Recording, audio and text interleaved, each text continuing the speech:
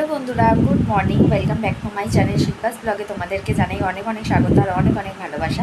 আশা করছি তোমরা সবাই ভালো আছো, সুস্থ আছো। আমিও ভালো আছি, সুস্থ আছি। তো আজকের দিনটা এখান থেকেই শুরু করা যাক। ভিডিওটা স্কিপ না করে কন্টিনিউ দেখো। আজকে সারাদিন কী কী করি তোমাদের সাথে শেয়ার করব।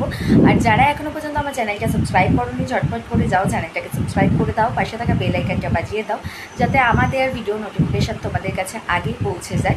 তো চলো আজকের দিনটাকে এখান থেকেই স্টার্ট করা যাক। দেখো বন্ধুরা, সকাল সকাল বাজারে চলে এসেছি মাছ কিনতে। আর বুঝতেই পারছো যে কি মাছ কিনছি। আর কাকু বলছিল যে মাছটা পিস হবে, এইরকমভাবে কাকুর সাথে কথা বলছিলাম। আর কাকু পিস করেও দিয়েছে মাছটা। নিয়ে এবার বাড়ি চলে এসেছি। কীভাবে রান্না করব তোমাদের সাথে শেয়ার করব। চলে এসেছি। আর তোমরা তো দেখেইছিলে আমি বাজারে গিয়েছিলাম মাছ আনতে।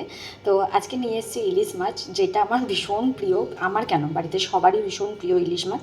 তো আজকে ইলিশ মাছের রেসিপি তোমাদের সাথে শেয়ার করব। ভিডিওটা কন্টিনিউ দেখো, আশা করছি তোমাদের ভালো লাগবে। ইলিশ মাছটা কীভাবে রান্না করি তো তোমাদের সাথে শেয়ার করছি। মাছটা রান্না করার জন্য এখানে একটা মশলা বানিয়ে রেখেছি। সাদা সর্ষে, কালো সর্ষে আর কাঁচা লঙ্কা একসাথে পেস্ট করে রেখেছি।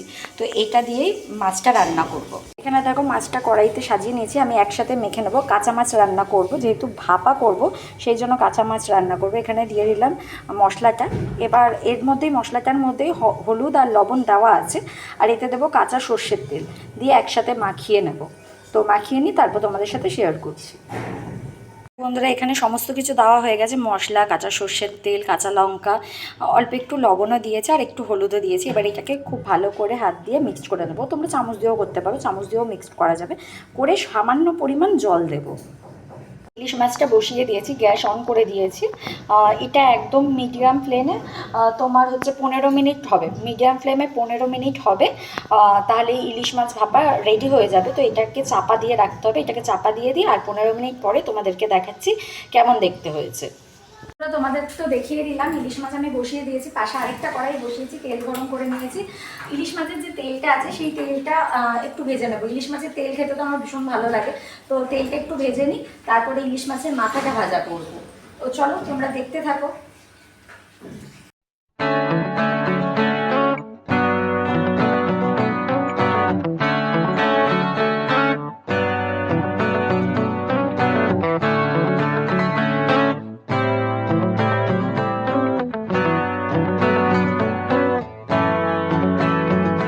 মাছের মাথা আর মাছের তেল ভাজা করা হয়ে গেছে। এবার এখানে মা সবজি কেটে রেখেছে।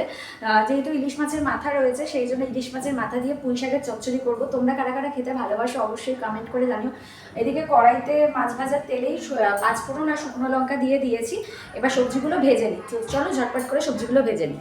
দেখো সবজিগুলো সব ভালো করে ভাজা হয়ে গেছে। আর এবার শাক পাতাগুলো দিয়ে দেবো। পুঁই শাকগুলোও দিয়ে দিয়েছি। এবার এটা মুজে আসবে, তারপর আস্তে আস্তে হবে। তারপরে একদম হয়ে যাওয়ার আগে, কিছুটা আগে মাছের মাথাটা দিয়ে নাড়াচাড়া করে নামিয়ে নেব। তো এটা আগে হয়ে যাক, তারপর তোমাদের সাথে ফাইনাল লুকটা শেয়ার করছি।